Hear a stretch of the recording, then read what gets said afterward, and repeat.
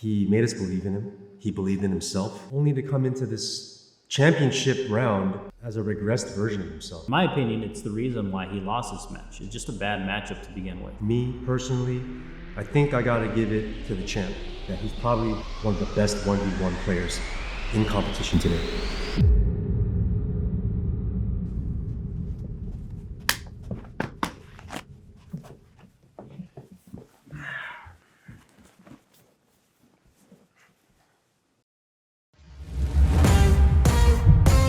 Hey, what's up everybody? Welcome to the final installment of KW Insight.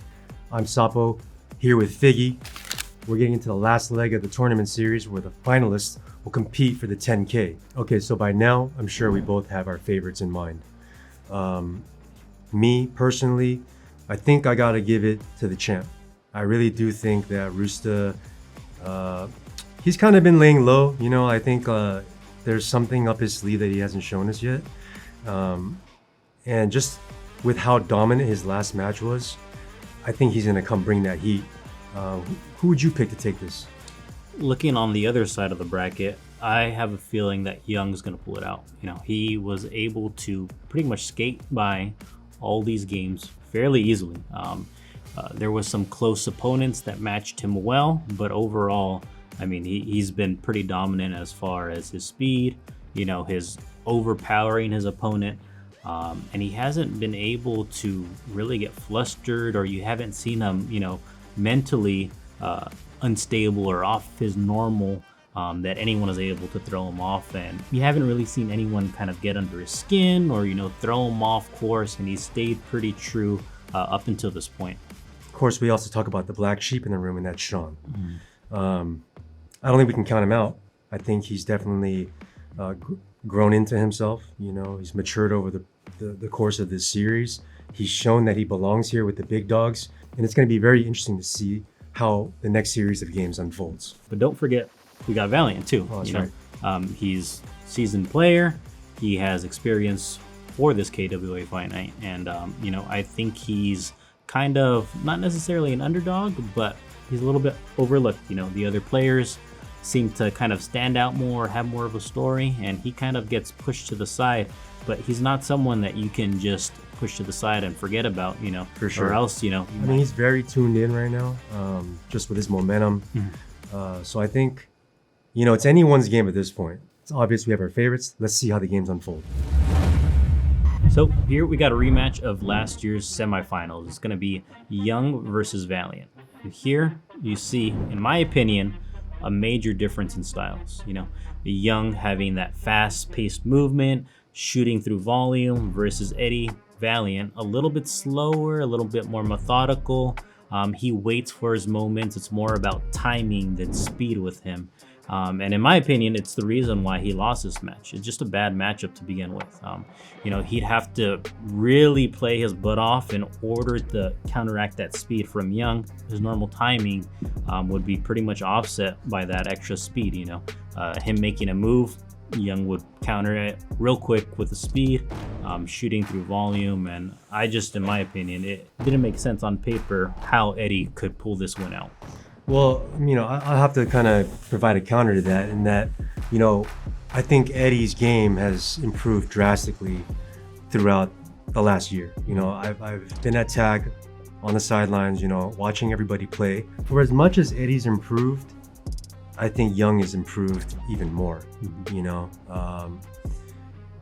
what we saw last year from Young and Valiant, that may have been a mismatch. But I think this year it's a little bit different in that they both had time to grow.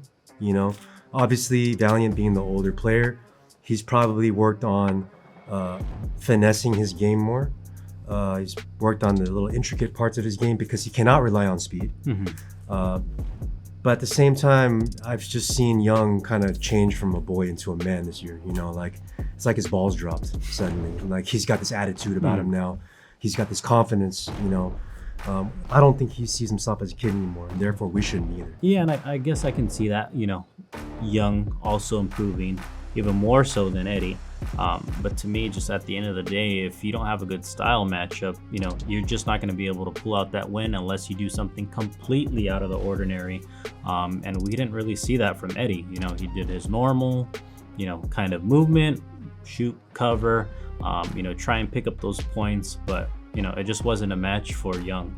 Yeah, I mean, at the same time, though, I feel like it's kind of discrediting Young's progress as a player as well. I mean, we have to remember at the same time, he's 17 years old, and we must recognize that he's probably one of the best 1v1 players in competition today.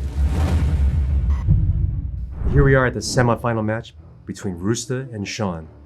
Now, I don't know what it was, but the one thing I didn't like was that Rusta just wasn't playing his game. It's almost like he wanted to either bully or big brother Sean a little bit, just trying to focus on getting him out of there.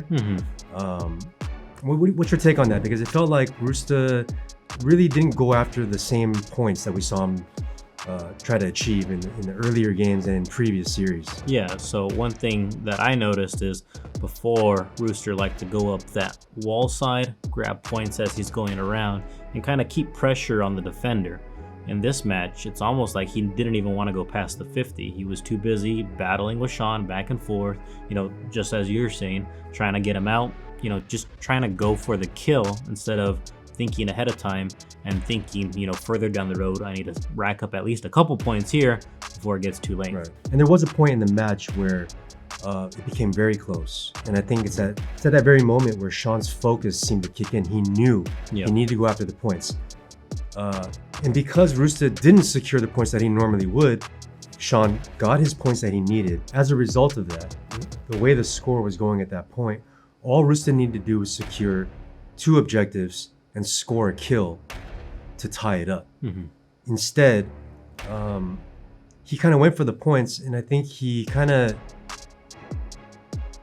don't know. I think he decided to switch to defense for some reason, and in that moment, that's when Sean caught him. And then, Sean was able to maintain focus and win that round, and as a result, win the match. As the previous champion, he shouldn't really have even let it get to this point.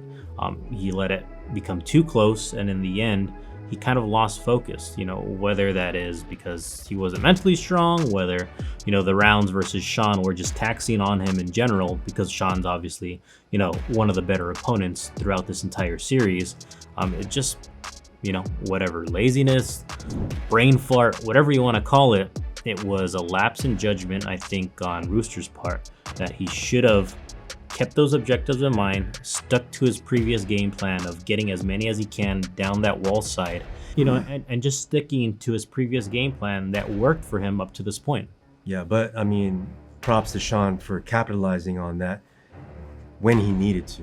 It doesn't look like much, but just those few objectives and then keeping a sound mind in that situation allowed him to just close it out. He was even surprised at the end that he won. He didn't even know. Yeah. So I think he was so focused that he remembered to do a certain thing. He got the points, but he didn't remember that he wasn't conscious of the fact that won him the match. So props to Sean. Good play there for Sean. Yeah. So we have to ask ourselves, did Sean win that, or did Rooster lose that match? Based on the previous games, I think that Rooster lost that match. He got into his own head, whether that be, like I said, lack of focus or just tired or just not all there. That Sean really took his focus away from the objectives and, created that points difference, towards the end of the match that just was able to pull him out ahead. I mean, I that's one thing I have to agree with you on 100%. Like, we cannot ignore the fact that this is a returning champion and he did not play his A game. Still props to Sean for capitalizing on that, but Rusta did not show up, or the champion Rusta didn't show up when he needed to. Yeah, when it mattered most. Yep. So now this is the championship round between Young and Sean. I'm pleased but disappointed at the same time. Of course, I'm happy that Young took it. He was able to redeem himself for the loss last year to Rusta in the best way possible. But I'm extremely disappointed in Sean in that, he made us believe in him. He believed in himself. Only to come into this championship round as a regressed version of himself. It's almost like he rose to the occasion and he reached these new heights.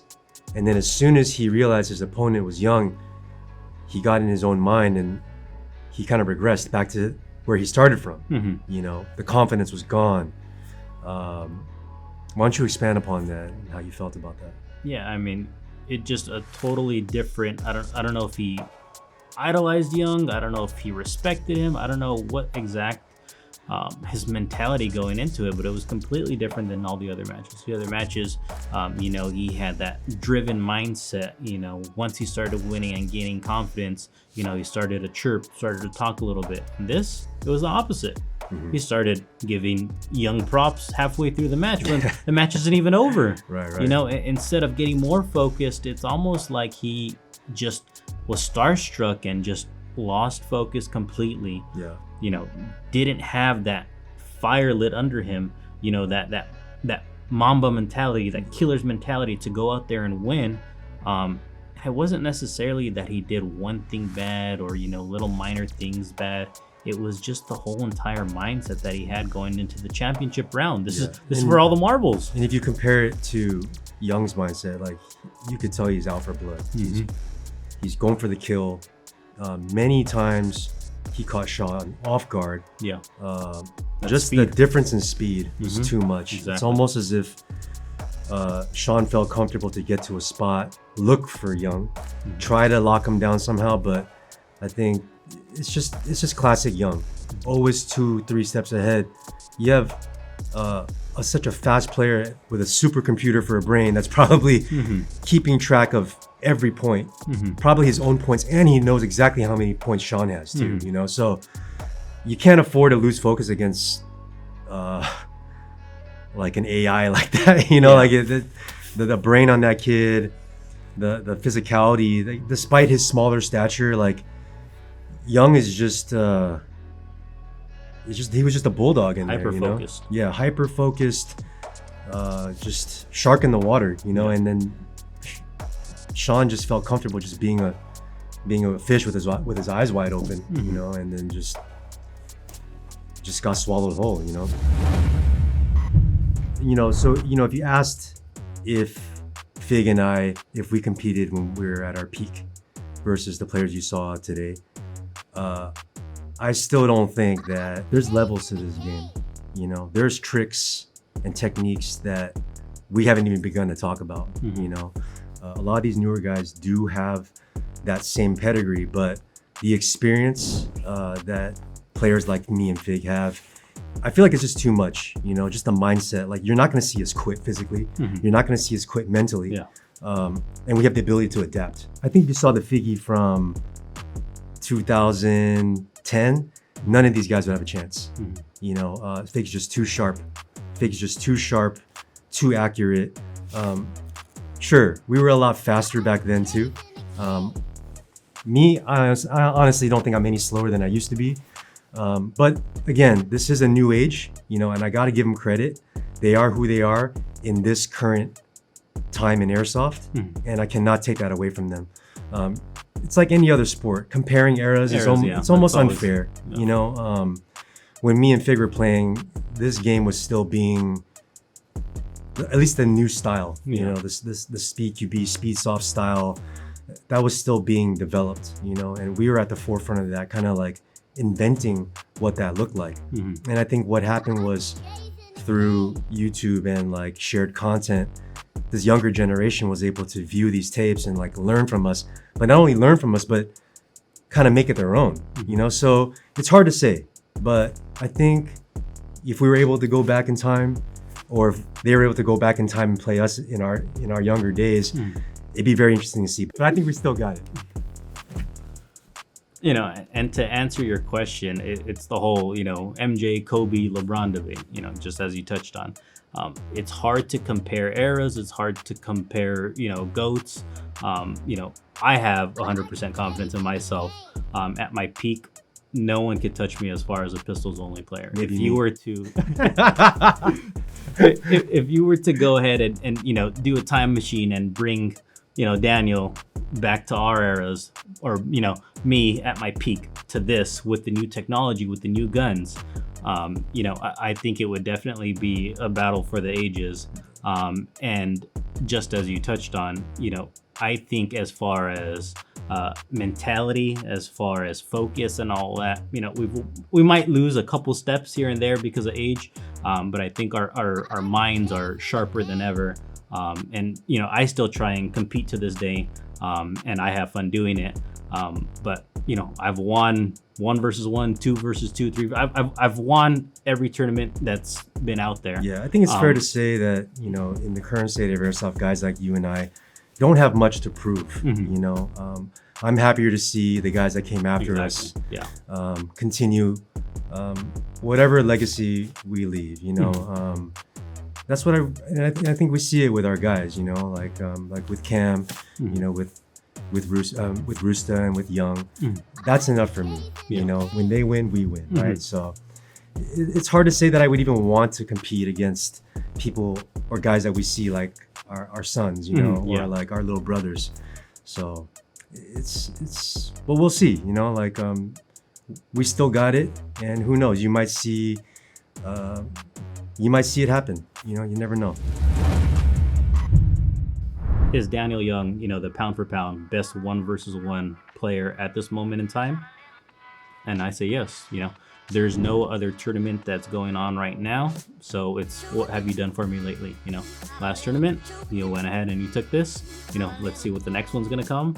If one of the other people who were maybe in the semifinals, or if one of the other people who made it far in the series or even to the semifinals happens to rise to that occasion, we'll see again. But as far as right now goes, he's the one who holds the belt.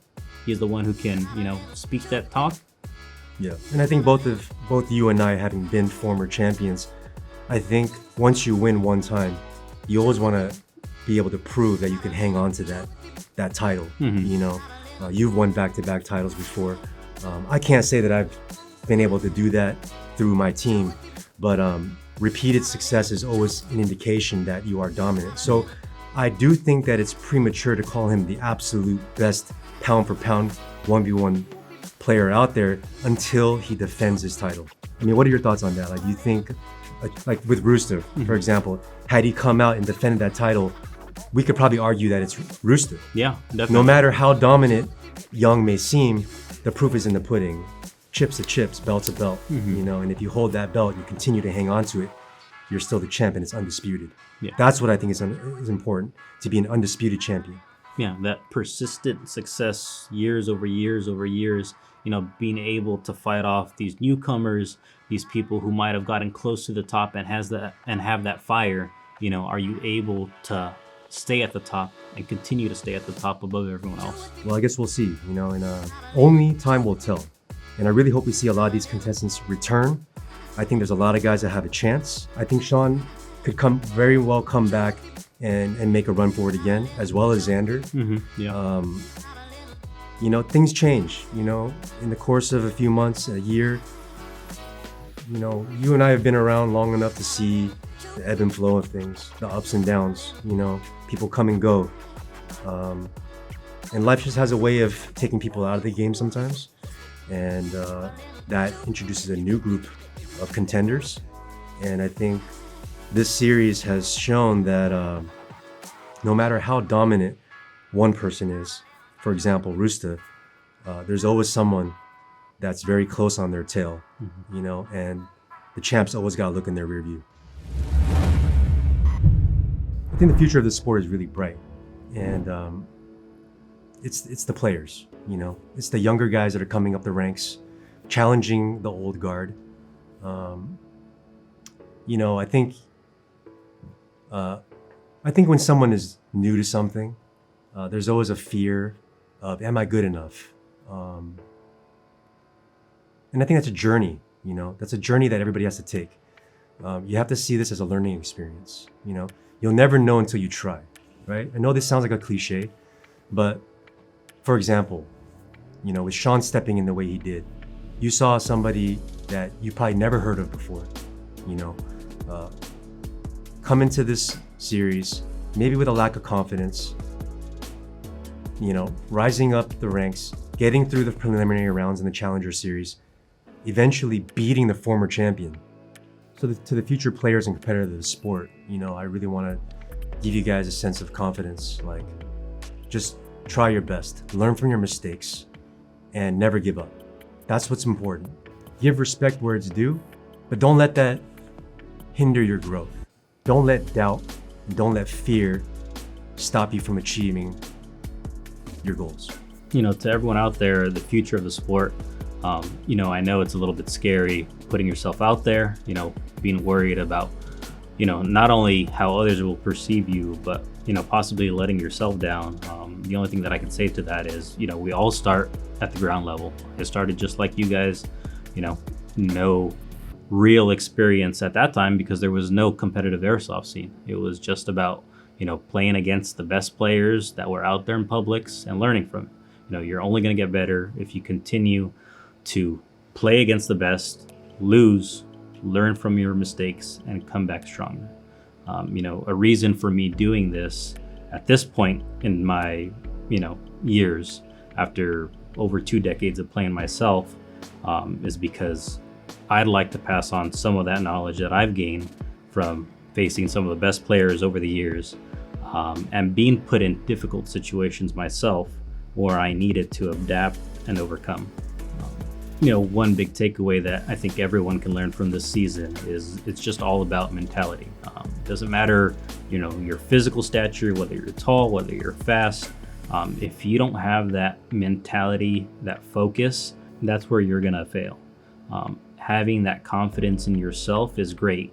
Maintaining that confidence no matter who you're put up against or what struggles you face really defines who you are as a player and as a person in life in general. You know, everyone's gonna go through those struggles. It's just a matter of keeping focus, being positive, and looking to the next step in order to figure out how to better yourself.